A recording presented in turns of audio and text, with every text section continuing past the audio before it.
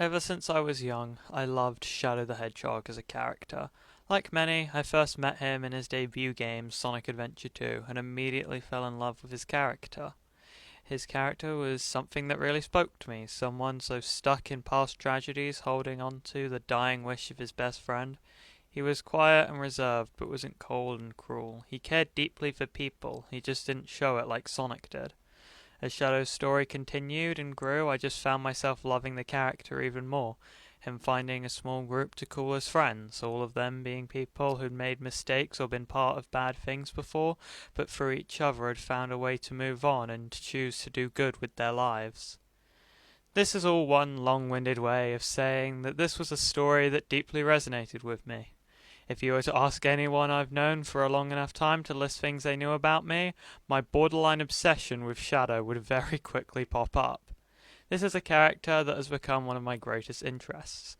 Any game or piece of media with Shadow as a major focus on, I will at least enjoy, despite the quality of the games themselves. So, when they first announced Sonic X Shadow Generations and the entirely new Shadow campaign that would come along with it, I knew I was going to love it. The pre-release made it clear that this was going to be a game unapologetically about Shadow the Hedgehog, his story, his relationships with characters, his past, and well, the game is out now, and I've sunk an unreasonable amount of hours into this game in just over 2 weeks. It's time for me to begin this incredibly personal video about what makes Shadow Generations so special to me.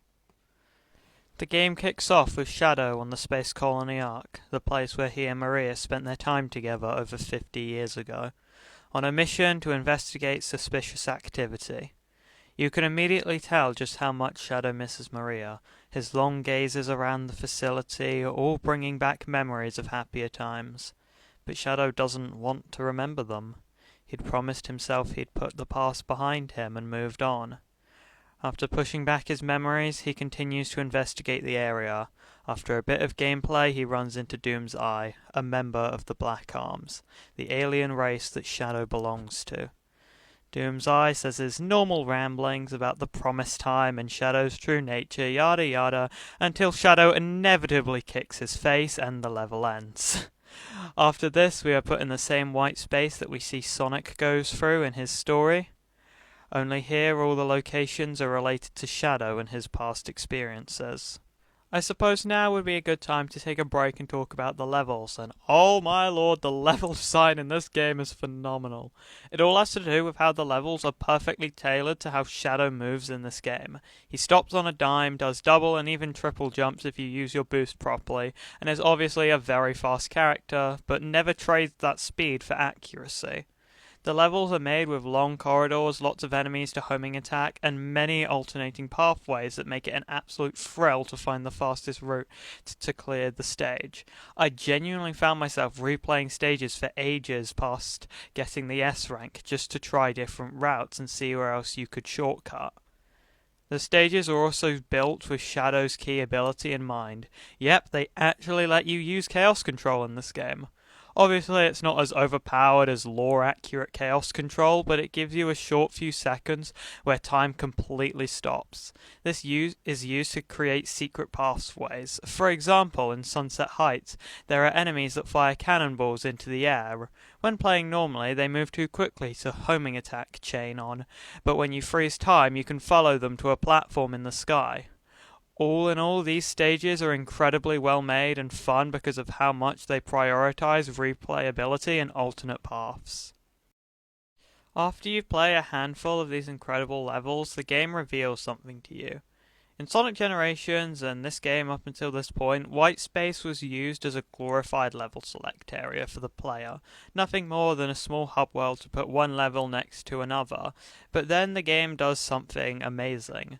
The entire area opens up into a fairly large open world to explore. When I first saw this, my jaw physically dropped. I either completely missed this from the pre-release or they kept this a secret the entire time. There was this large open area for you to explore with loads of completely optional challenges and extra things to do and find. Words cannot describe how amazing this was to see for the first time. Just looking down at the new land for you to explore, knowing that this game was only going to keep getting better. Then we find someone. Meet someone that shakes both Shadow and the player to their core. We find Maria. A Maria from before the attack on the Ark. A Maria before she died. This obviously sends Shadow through a spiral. Here was his dead best friend, the one he had spent all these years trying to move on from, here in front of him. Both this and the pressure from Black Doom about the promised time and Shadow getting to embrace his origins from the Black Arms puts Shadow in a very tough spot mentally. Before we move on to the ending portion of the game, there's just something else I want to talk about, and that being how much passion and care was put into making this game a celebration of Shadow as a character, just as much as Sonic Generations was a celebration of Sonic and his history. Almost every stage in this game is lovingly picked as a stage lots of people associate with Shadow. Space Colony Arc, Rail Canyon, Sunset Heights, and one other stage we can get to later are all incredible choices. The only outliers are Kingdom Valley and Chaos Island. I personally think White Acropolis would have been a better option for the 06 representation, and Chaos Island only makes sense aesthetically, but doesn't really have any relevance to Shadow. But I'm willing to give those two a pass because of just how good the levels themselves are. Kingdom Valley especially, because Act 1 might just be my favourite Sonic stage literally ever. The small conversations with Rouge and Omega are also really nice to see and make Team Dark feel like real friends. My only complaint being that they don't really play much of a role in the grander story, but that makes sense, I suppose. It's not really a story about that group, and more about Maria and the Black Arms. Oh, yeah, there's also one last thing I feel like I should mention that happens near the end of the game. Shadow, he grows wings? Yeah, you all knew this was coming. How could I talk about this game and not mention the wings? I absolutely love them. You get them right at the start of the final act of the story once you've already played all of the zones besides one. And wow, are these things cool. They serve as a glide/air boost, using your boost meter and rings to allow you to glide through the air. The amount of shortcuts I've found because of these wings are incredible. There are so many intentional hidden pathways you can only reach because of the wings, and even more that, well, let's just say Sega didn't intend for, but absolutely want you to try out. The long glides across massive stage portions don't feel cheap either because you've already played through these levels before you got the wings, and they have enough limitations to not feel like fly hacks. The wings are honestly one of my favourite pieces of late/post-game content literally ever, as it further highlights this game's emphasis on replayability. After you finish all the stages in the open world, the promised time arrives. Black Doom is ready to leave this land and cause destruction on all of Earth. After a talk with Maria, Shadow knows what he has to do.